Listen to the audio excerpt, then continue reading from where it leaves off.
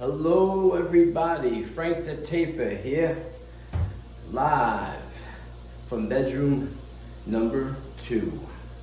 Okay, you remember the last episode, we were third coating some of the screws with the nails coming down, we're getting them ready. Well, I'm doing the third coat on the seams. I'm going to show you how to do it in a quick minute. But first thing I want to show you is this. Remember when I was talking to you about the bucket? Cleaning the bucket. Remember I told you about that, the guy who taught me how to clean the bucket round and round, Willie Tacticus, right? Remember getting hit because the bucket was dirty? Well, I just emptied this bucket. See that right there? That's what you want. That's what you need. That's what the goal is. Keep the bucket clean like that. Now you see you got it's very smooth on the inside here. Very smooth on the bottom is clean with the knife. Now, I was just in Home Depot. They sell that bucket tool, so you clean the sides. Waste of money. Waste of money. Go to the deli and get yourself a sandwich, okay? Because it's just a waste of money. I showed you how to clean the bucket in the previous episode. Put the 6-inch knife in there and just go around. As you're using the mud, keep circling down to the bottom until you get this. Now, this is a clean bucket. Now, you can take it and wash it, and rinse it out, make it nice and clean, use it for washing your car, or, picking up dog crap. I mean, whatever a bucket can be used for anything, mopping the floor, anything. But this is the way the bucket should look. This is a clean bucket. So when you tape it and you want to clean your bucket, this is what it should look like right here. Pretty neat. Okay. Now that we got that out of the way, now you know, so you don't have to, guess on what that is. But that's what a clean bucket should look like. Okay, now we have a seam right here. We have these are third coated nails, and now we're going to third coat this seam. Okay, I'm going to bring you a little closer, and we're going to do the corner too. So this is what we're going to do, just so you can see this up close and personal. Now, you can tell this is a nail here because it is actually less wide than the seam is right here. So this is a second coated seam, okay? Second coat. Even though it looks like this one's wider. This is the seam. And this right in here is the corner.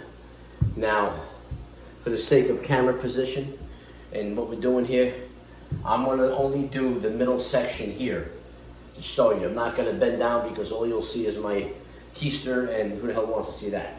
So I'm going to do it just from here to here. But what you do in the middle is the same thing on the top and bottom. So why bend? So I'm going to show you how to do this. This is what I call a pre-polish or a fill coat. Okay, the rough first coat with the tape. This is the second coat with the broad knife with the 10. This is a little extra fill coat. Okay. I'm just going to fill up some of the little things, slightly, and just fill it up. Widen it up a little bit, and then that'll dry, and then I'll sand it. If the seam is perfectly level, and it's filled, and there's no holes or little gaps anywhere, you can leave it. If not, then you put on a fourth coat, a skim coat, a polish coat, which is just a mix of compound, some water, some other things I put in there, and mix it all together like that. So, but if this goes well, the fill coat, and everything is level, it's like, then just leave it alone. If it's a bad seam, you might have to hit it another time. You might have to hit it 2 times, depending on how bad the seam is, okay? So this is it. I'm gonna go load up the hawk, and I'll show you how to do this. This is so simple, forget about it. It's gonna be like, oh my gosh, Frank, it's that easy? Yes, watch. Load up the hawk, here we go. Hawk is loaded with mud, 10-inch broad knife, 6-inch knife. 3 tools you gotta have to do any job, okay? Any taping job, that is. All right, here I'm gonna go. I'm gonna go a little outside the outside edge here. Just gonna go a little wider. Remember, every coat after the first, it's just wider and wider and wider. Okay, now watch this. Some mud on your knife. I'm gonna go just on the outside. Just like that, okay? Like that. Same thing on the other side. Just like that. Wipe the knife. That's what it looks like, okay? Just like that, a little bit wider. See, the original edges are here. It's about an inch or two wider on each side. That's fine. I'm gonna feather. I'm gonna feather this side. Okay, put the knife in the middle here, wipe down. Wipe down. Wipe again. And we're good. Wipe again. That's it. Simple as that. I told you. Told you. We don't lie on this channel. We tell you the truth, okay? I told you it wasn't going to be that hard. Now, I know that I make it look really easy. But believe me, I told you, if the first coat goes right and the second coat goes right, everything after that is just widening and widening and widening. It's simple, okay? This happens to be a good seam. It's a nice seam. It's pretty level. We came out here. Now, when this gets dried up, so I'm going to show you a seam I already did to show you the difference in the color, okay? When you put this on the seam, it all looks right now, looks uniform. But when you look at a seam, I already did that too, you're going to see light and dark, light and dark. The dark areas is where the seam needed the compound. It needed more mud to level off. The clearer parts didn't need as much. That's why you wipe it and you wipe it tight. You're not spreading it. You already did that on the second coat. You're just kind of wiping it off, spreading it, but you're not leaving a lot on. Wherever the seam needs it, that's where it'll take it. So you just come straight down with your knife, okay?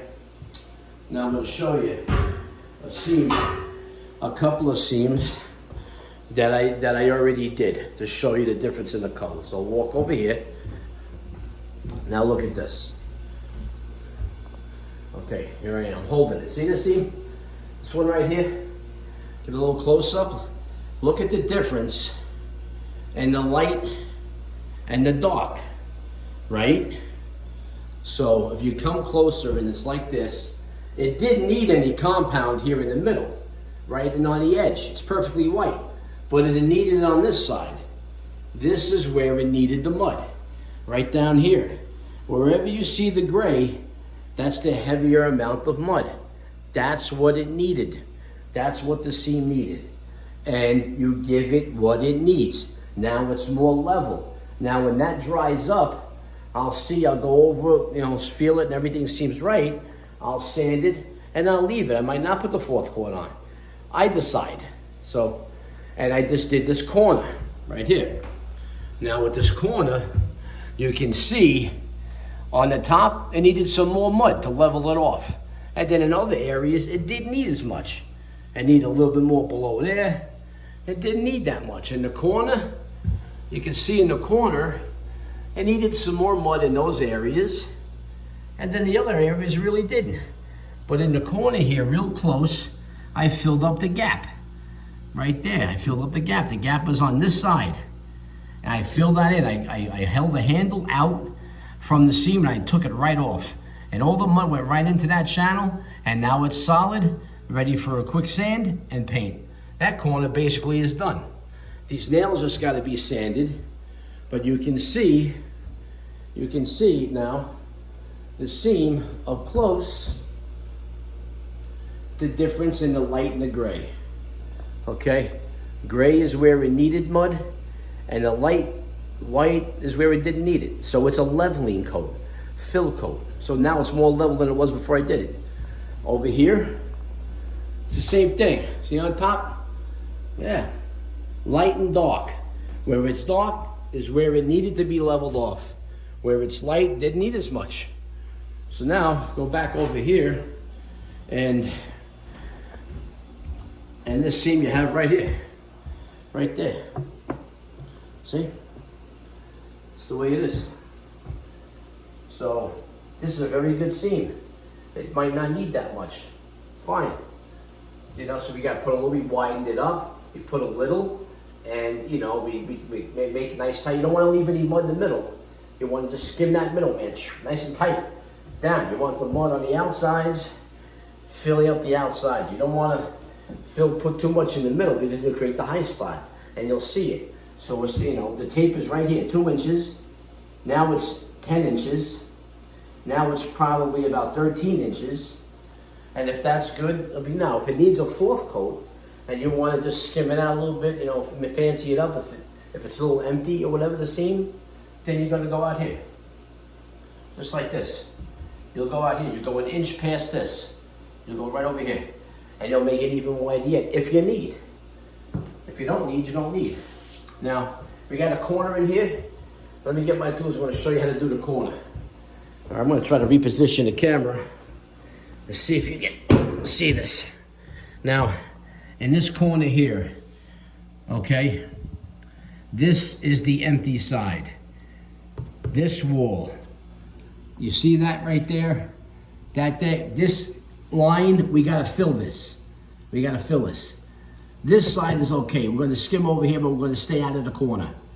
But this side, we're gonna go right into the corner and we're gonna pull that knife down like this. And all that mud's gonna go in that channel and fill that channel. That's what we're here to do. Okay? That's what we're here to do. We're gonna fill up this side. Here we go. I don't know if you see. Okay. Grab the mud. Okay. What I'm gonna do over here is I'm gonna come down and create a new fresh edge. Just like that.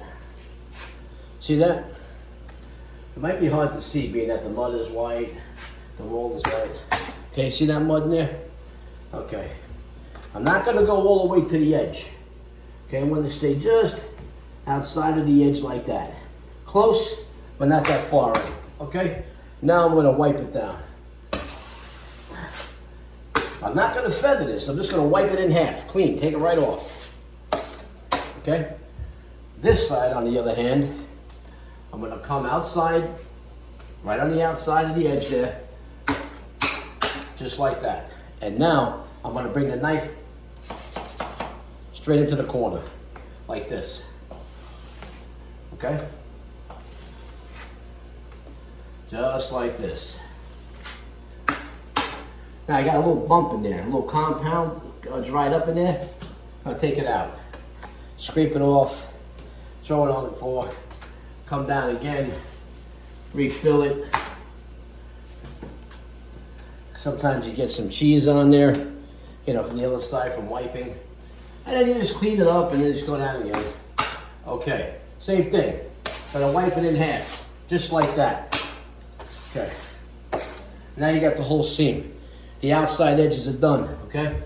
Now we're gonna do this. We're gonna come down, we're gonna take this off. Gonna wipe that down and make sure we get it. We don't even have to go into the edge. But this side, we're going to the edge. Notice the knife. Right down. Fill that whole thing in. Now you get a little bit of mud on the other side, a little bit of cheese, and you just put your knife in there like that, and just take it off. But it comes off when you run the sander down, so you don't have to be too concerned about that. When you sand it, that all comes off. But that's basically it. You fill up that corner just like that. That corner is sanded, it's done. It doesn't need anything else. It's filled up. The gap in here, it's all filled on that side because it only has a gap on the one side, so you only do the one side. This side's already done. The edges are already hit. You sand it down, you're done. Simple as that. And that is how you pre-fill a corner, right? Pre-fill the corner, and you pre-fill the seam, just like that. Now you'll see a little bit of light and dark, right? Now look at it, see? You'll see the light and the dark. The dark is where you needed the mud, and the light you didn't need it. But that's it. Now you see spots and things coming through. That's because the rock is 40 years old.